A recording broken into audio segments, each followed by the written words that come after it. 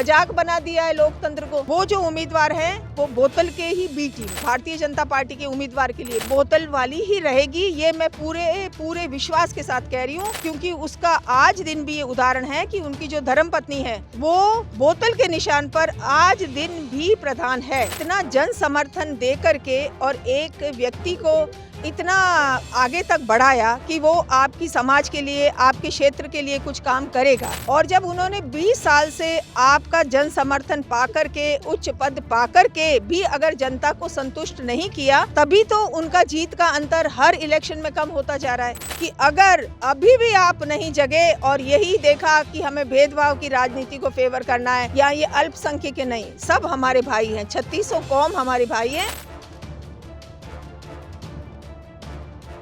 तो ऐसे में तारीख जैसे जैसे नज़दीक आ रही है वैसे ही प्रत्याशियों की धड़कनें तेज होती हुई नजर आ रही है। तो ऐसे में हमारे साथ है राजस्थान कांग्रेस के प्रत्याशी खींवसर विधानसभा क्षेत्र से काफ़ी मेहनती और चर्चित रतन चौधरी जी, जो कि कांग्रेस ने टिकट दिया है, उम्मीदवार यहाँ पर बनाया है। क्योंकि त्रिकोणीय मुकाबला यहाँ पर कहा जाता है, परंतु यहाँ पर दो ही पार्टियों में मुकाबला देखने को मिल रहा है। क्योंकि बताया जा रहा है कि जिस प्रकार से कांग्रेस को यहाँ पर अलग अलग क्षेत्रों में समर्थन मिल रहा है, कहीं ना कहीं यहाँ पर आरएलपी और बीजेपी की परेशानी साफ तौर पर बयां करती है।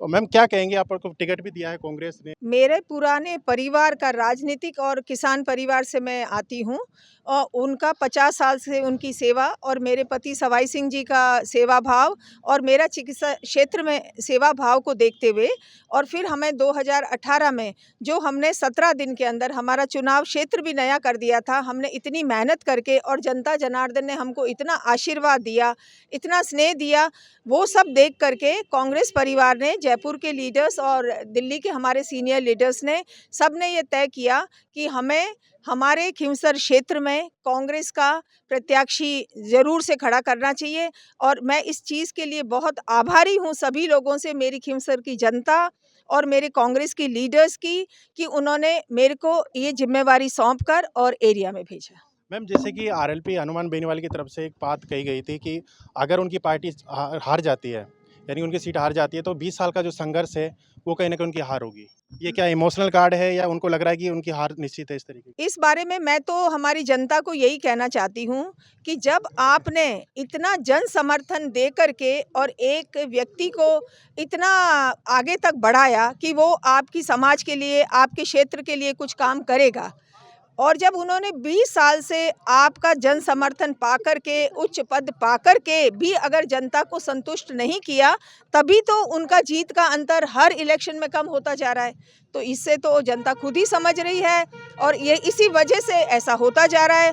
और अब ये बात उनको ये कहनी पड़ रही है कि अगर इस बार मैं रह गया तो मेरी पार्टी खत्म हो जाएगी। तो ऐसा क्यों हुआ, ये तो जनता भी समझती है। एक छोटा सवाल है मैम, धर्म की राजनीति बहुत ज़्यादा अग्रसर है, तो ऐसे में क्या कहेंगे? क्योंकि बीजेपी धर्म के आधार पर काम कर रही है, वहीं कांग्रेस आप कह रहे हैं विकास को लेकर के।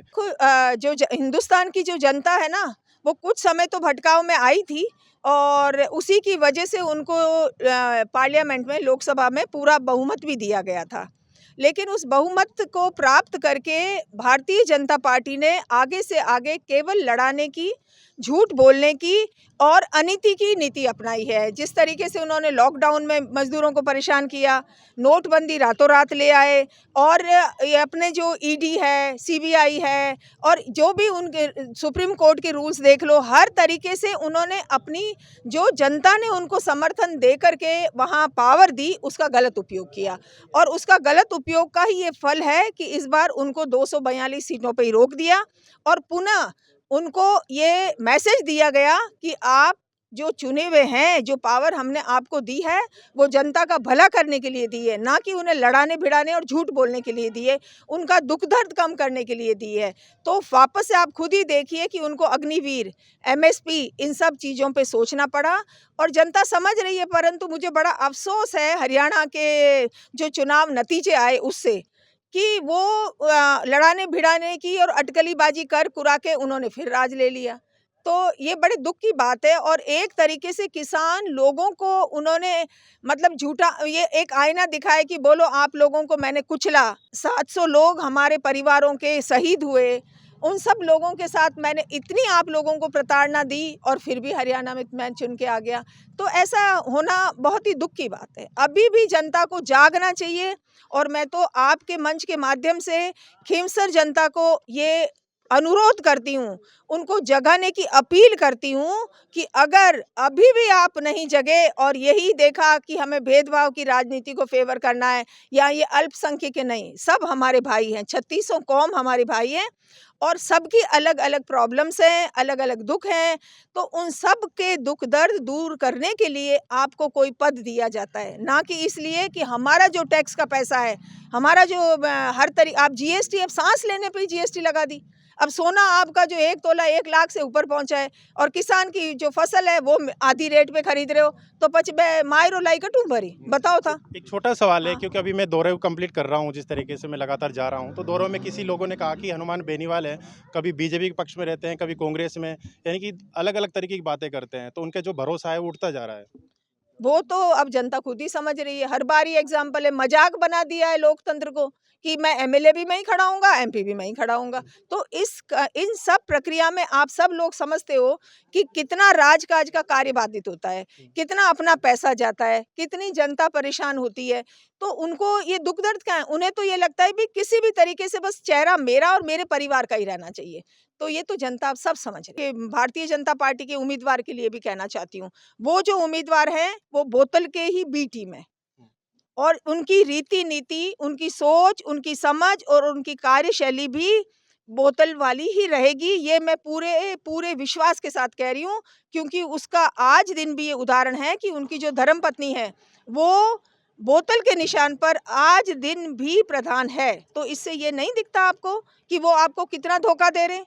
तो वो खुद धोखेबाज हैं, तभी धोखा अपनी पुरानी पार्टी को देके नई पार्टी में गए हैं और फिर जनता को धोखा दे रहे हैं। तो अभी इस मंच के माध्यम से मैं फिर अपील कर रही हूँ, अपना प्रतिनिधि उसको चुनो जो ईमानदार हो, जो सरल हो, जो पारदर्शी हो और जो जन जन की कल्याण की, उनकी सेवा भावना के साथ पिछले इतने सालों से जुड़ा हो और आगे भी इस क्षेत्र में वो उनकी सेवा करने के लिए आ रहा है। तो आप सब लोग हमें आशीर्वाद दें, ये मुझे पूरा विश्वास है।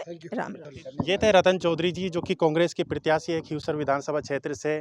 क्योंकि यहाँ पर लगातार जिस तरीके से जो जनसमूह है, अलग-अलग हम क्षेत्रों में जा रहे हैं, तो वहाँ पर लगातार जनसमूह उमड़ रहा है। तो ऐसे में जो मुकाबला है वो त्रिकोणीय नहीं, 2 पार्टियों के बीच में है। अब ऐसे में कांग्रेस पार्टी के लिए सबसे बड़ा सवाल ये हो जाता है कि क्या अब जिस तरीके से 13 तारीख को जब वोटिंग होगी, तो इस पर कितने लोग कांग्रेस पार्टी के पक्ष में वोट करते हैं। देखते रहिए हमारे साथ पूरी रिपोर्ट।